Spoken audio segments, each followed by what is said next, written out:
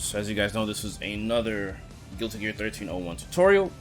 We're going to go over poking and pretty much starting up pressure, how to attack on the ground and attack in the air, and pretty much mount your offense.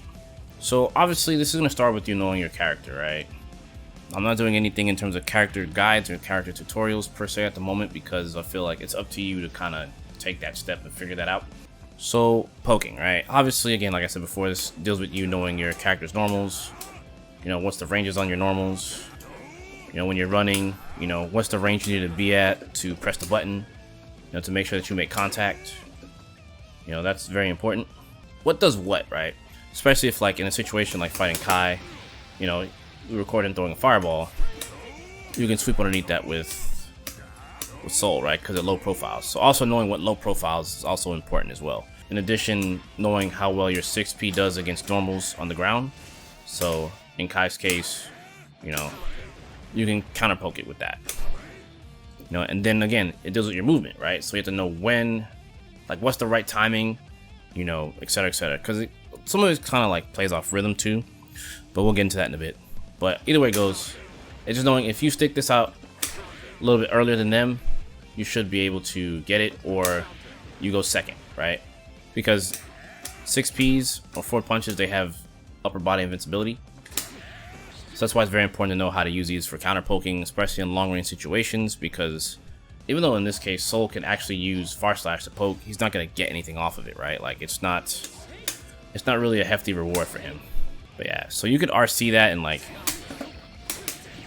try to sneak something in, right? That's not always the best choice. So you get counter hit, delay bandit bringer, and go into volcanic viper, whatever. Obviously these are not optimal combos, it's not the point. This will just give you an idea of like when you're counter poking with like a 6P, like the type of options that you have, you know, and it differs for everybody, right?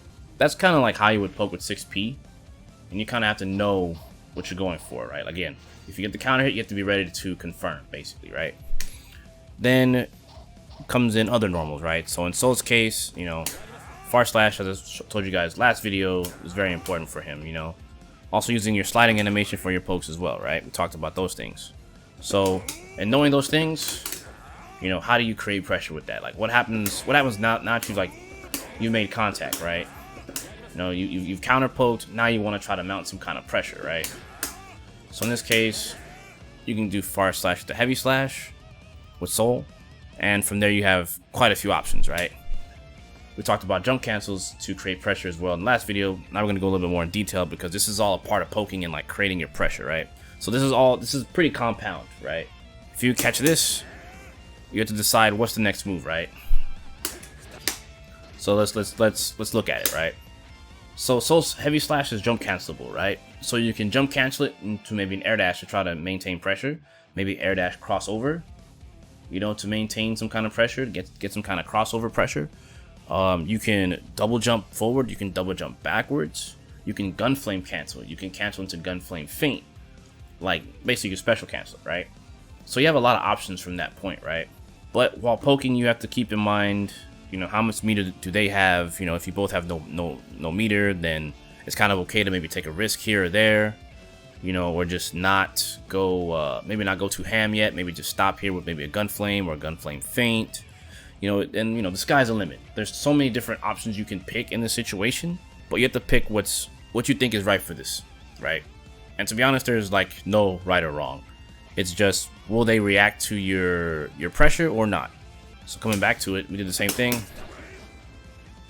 That increases more space between you and Kai. So this is why I say you have to kind of pick and choose what you want to do, right? Because the pushback, in a sense, can determine what you want to go for.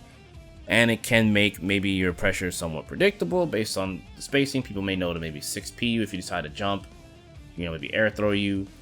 So that's why I say, like, you have to kind of pick and choose. You have to pay attention to what's happening on the screen. When you're poking, obviously, one of the biggest things about poking, especially on the ground, is to try to move them to the corner. You know, even though that, for example, this doesn't do that much damage, right? It's good damage. It's solid damage, right? You know, that 2-piece is pretty damaging. So you did 67 damage. Every character's life bar is 420 HP with different defensive modifiers. Doing that quite a few times is just going to keep adding up, right?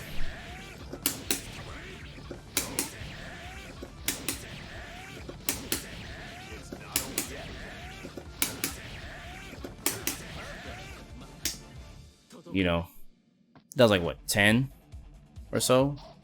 So if you were just to counter poke them with just those two things in itself, like just playing a good ground game, that's kind of like, think about it, it's pretty godlike actually. You know, you did pretty good damage. You didn't really burn meter. I mean, you could burn meter if you have it, right? Eventually you will get the bar. So like just being able to counter poke someone like this with just 2 buttons, you know, and getting a 2-piece combo on a consistent basis on a whiff punish is pretty dang solid.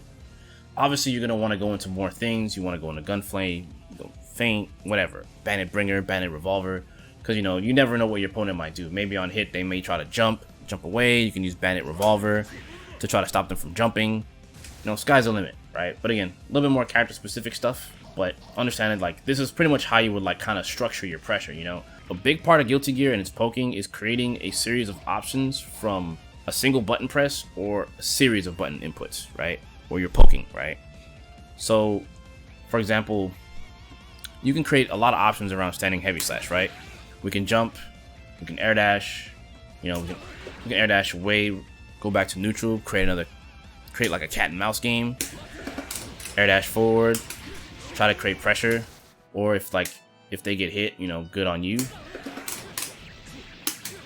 If it's counter hit, you could probably do more, you know what I'm saying? Or if you have the meter,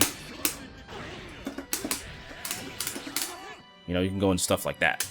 And a lot of this is applicable to Strive because Strive pretty much has a lot of the same system type stuff that happens in this game.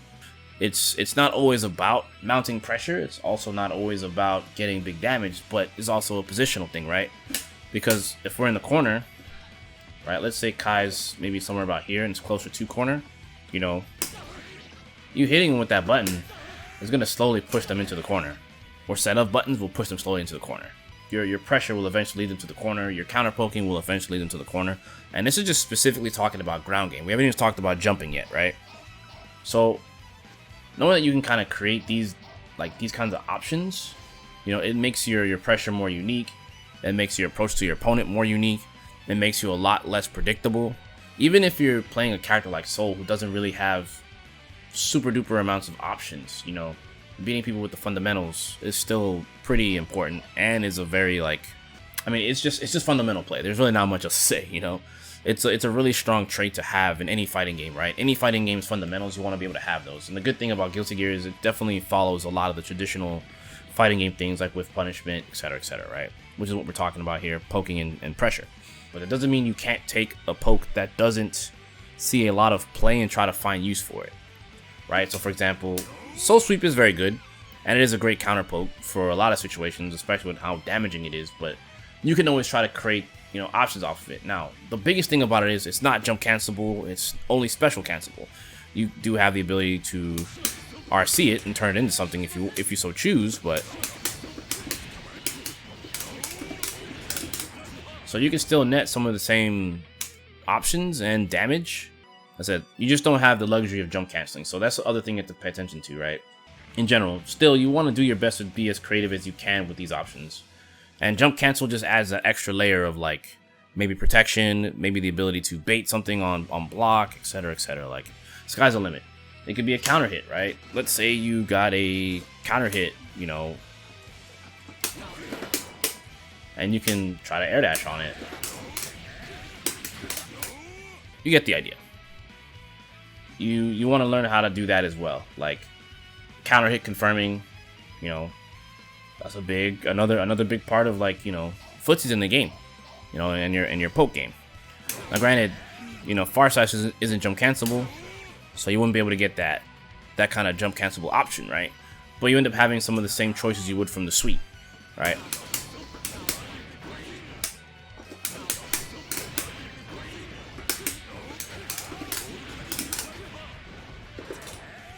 Right?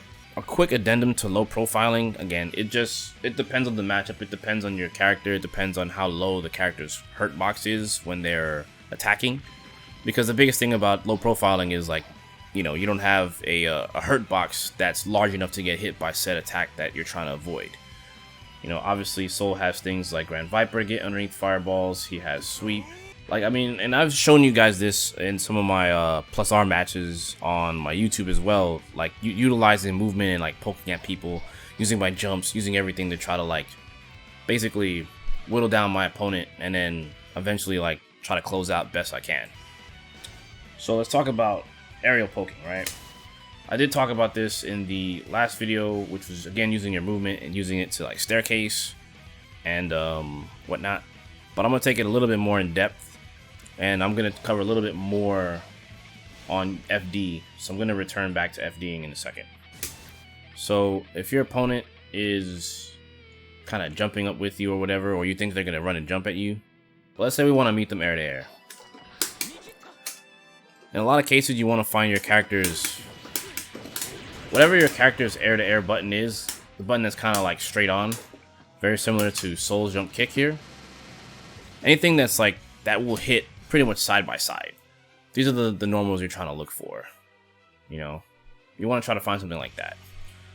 Some characters don't have as long range air to airs like Soul and Kai, but it doesn't mean that this concept is lost just because they don't have that. You have to figure out what it is. You know, even jump punch can be used in the same kind of fashion. But that's if you're closer, right? So at that point, every poke pretty much has like a purpose. So if you're close enough to them and you want to use something that's a lot faster than Soul's jump and kick, you can use jump punch if you'd like. But again, different for every character, you know. Kai's jump punch in particular is more air to air than Soul, right? Yeah. So see, Kai's is way more straight on than like Soul. Like even though Soul's like that, it still has a decent horizontal hitbox to catch people. But as you can see, Kai's has like definitely a lot more range than his. So Kai's air to air with the quicker button is going to be a lot better than Soul, just because it's more on the like they meet together on the air to air. Whereas the Soul rising up with it wouldn't be nearly as good as Kai rising up with it, or even side by side. So Souls, you may have to learn how to use your jump a little bit differently in order to catch those like air to air type situations. Now on the alternative side, if they just jump with you and they don't do anything, let's say they decide to just FD, right? Then you can start staircasing them, right? So you basically mount your pressure like that, and then it's pretty much go time. So in Chip's case, Chip doesn't really have good, you know, air-to-air buttons. He has better air to ground, or basically Chip having the high ground. So if Chip's above his opponent, then his buttons are like stronger. Especially jump punch, jump dust, jump kick. Even though it hits twice, the second part causes a knockdown situation. Unfortunately, this move does not exist in Strive. That's a whole different button, but this is just for more proof of concept. And his jumping, slash and heavy slash, these are more for like mix-up purposes, you know, and pressure, right? So for example, this is more of an example of showing you that like every character's like air-to-air situations are not the same, and air to like high ground versus low ground is also like important. Chip air-to-air with jump punch is good, but it's not amazing. For that reason right there. Because he's so fast, you can get a situation like that where you fly above them. That's why with him you kind of have to go in the punch kick, you know. Because his run momentum is so great because he's the fastest character in the game. So what else am I showing you here? This is how run momentum affects like aerial poking. You know, so you kind of have to know how fast your character is, you know, essentially, and like the angles in which you're jumping. How early are you jumping? Like, what are you looking to like air to air, you know? That's why in Chip's case, jumping kick is more often the go-to, because you tend to anti-air people like that.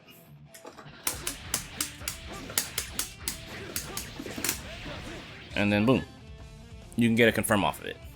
So this is just an example with Chip. Obviously, this is my main character, so it's a little bit easier for me to show you a lot of these things. But in general, like these are the concepts you have to know, right? And even though Chip doesn't have super good air-to-air, his speed helps make up for not having a good straight-on air-to-air attack. Again, jumping punch, super good for that. Jumping kick is really good for like anti-airing people who like to use their double jump in these kind of situations. See how he gets underneath them? That's pretty important. because the goal is to beat them to the punch, because it's just genuinely speaking a faster button. You know, if they stick out a button that's faster than that, or they go out with their button like earlier than Chip's attacks, then there's a chance he could lose. But again, it goes back into using your movement, right? You just run underneath them, and that's with Chip. But you can do that even with Soul. You know, if you so choose to want to do that with Soul, it's possible. You want to do that with Kai, it's possible. But you have to keep in mind your character's run speeds and stuff like that to kind of help you avoid like those poking situations if you don't want to be a part of that. Like if you don't want to partake in that, you just run underneath them. You know, so that's like the anti situation, you know what I mean? You have the ability to just not deal with it altogether if you don't want to. So it's like you don't always have to challenge. Like basically this is what I'm trying to say. Especially in the air. In the air, you don't always have to challenge. There are some caveats to being in the air and challenging, right? You may not even have to go air to air. So if your character doesn't have super good air to air attacks, you know, you can always air throw them. And that is always an option. Of course, they can double jump away, but you can always double jump and chase them if you so choose. Sometimes the air throw yields a better situation, even though you may not get bigger damage, right? But if you get a knockdown and you're allowed to get a mix-up, that can be just as good, if not better, than just getting an air combo, right? Especially an air combo that doesn't knock down, right? So we saw earlier in Chip's case, he doesn't get a knockdown because his uppercut has no follow-up that knocks down. You could spend meter on the kunai super to get the knockdown, but that's to be honest, as a Chip player, that's like a waste of 50 meter in my opinion, unless you're gonna get a kill and you have double super available.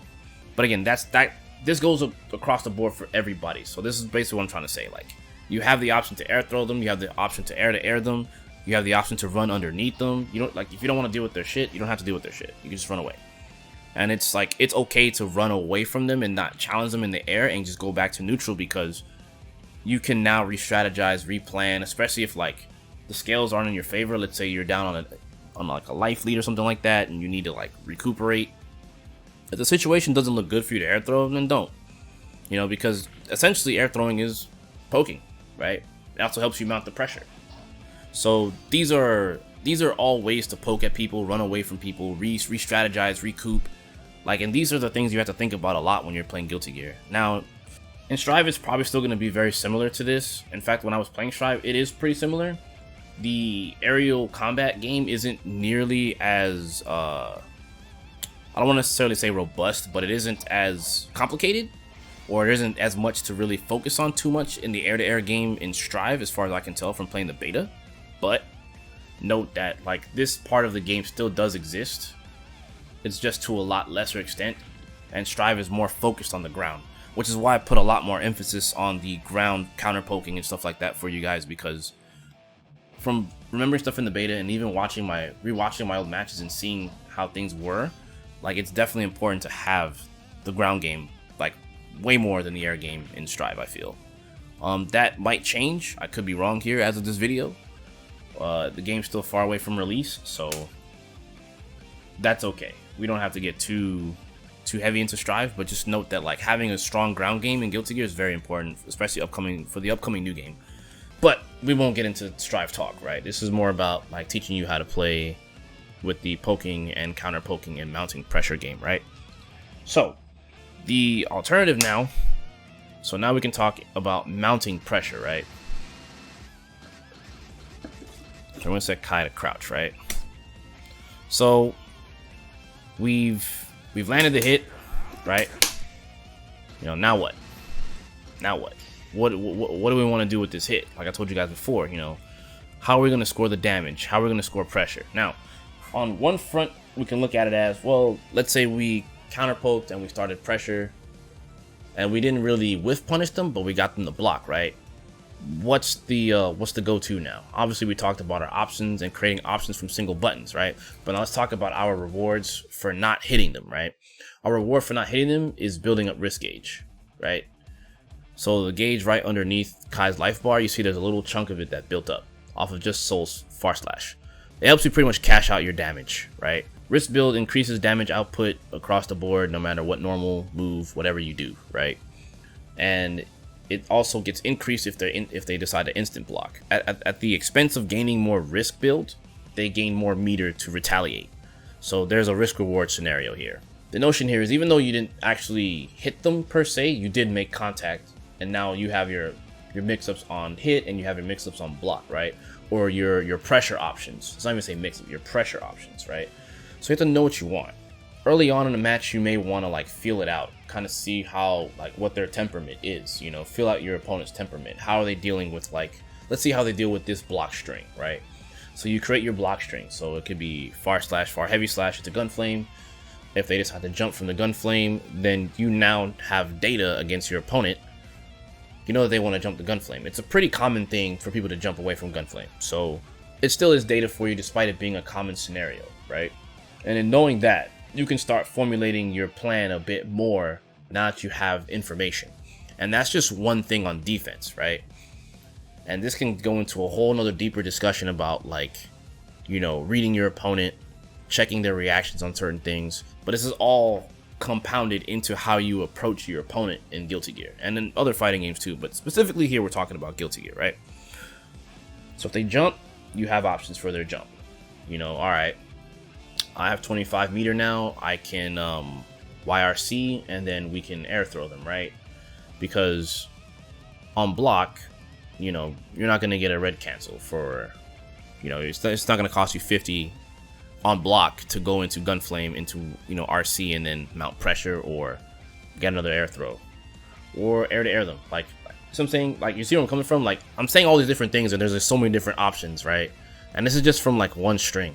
So this is what I'm saying. Like, you have to learn to layer your offense. You have to layer how you want to go about things. This is how you create options, right? So you pretty much create, like, you could come up with maybe like, I don't know, 5 different options in which you want to utilize and then go from there. You know, and then you can start extending it out as you get better at the game, you know. So you don't want to overload yourself with the options, but at the same time, you don't want to rinse and repeat and recycle the same stuff. Does that make sense? So like, even though you have 5 options, you don't want to recycle them too heavily. Like, you're going to cycle through them, but don't be like, don't always go to, if you have 5 options, right? You have A, B, C, D, E, right? If you always opt for A in the beginning, they're never going to change how they, you know, react to stuff. Right, so they know that they can always get away. So then you gotta opt for, like, if they do something about A, go to E. If they do something about E, go to C. If they do something about C, go back to A, and vice versa. So you want to kind of have that, like, I guess, flow chart, if you will, of options that you create from mounting pressure, from poking, right, or with punishment. So even if you hit them, the same options still apply. The difference is you're at hit advantage. This is on block advantage. Right? Because it's still, technically speaking, your turn because you forced him to guard. There is a caveat to that, which is dealing with your opponent's dead angle attack, right? So you have to make sure that you do have at least one more option available. So it could be your 6th option, if you will, or your 5th option, however you want to go about it, however many options you want to add, right? But you have to make sure that you read dead angle and burst, because those are also options that opponents will try to use against you, you know? Those are like the extra addendums, not to mention, you know, random supers and stuff like that. If you so leave a gap to, like, or reversal super, I wouldn't say random, reversal super, you know. But if you keep your block strings tight enough, you shouldn't get hit by reversal supers, if you will. So, in creating those options, you just have to know. You again, like I said before, you always want to make sure you step in to Guilty Gear with a game plan, right? Make sure you know what you want to go for when you mount pressure. Make sure you know what you want to go for when you start seeing things. It's all about reacting, seeing how your opponent deals with stuff. Maybe they're mashing like jab, right? How do you counter poke that, right? Because let's say you went for this, and you went for command grab, right? That's one of your options. So if they're getting fresh, and they're jabbing you out because they don't want you to get near them, Fafnir won't work. Stand heavy will, you see? So this is what I mean about knowing your options and tailoring around that. So we created an option from far slash, crouching heavy, crouching slash whiff. It's a pretty common thing back in the day for Soul players.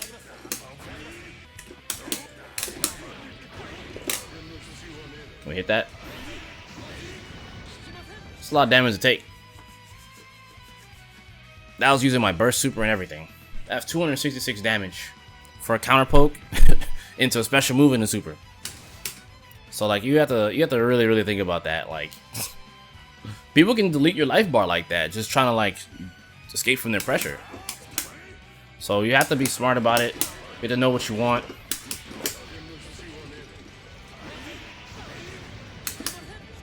etc., etc. I know that was a lot to take in, so I think that pretty much sums it.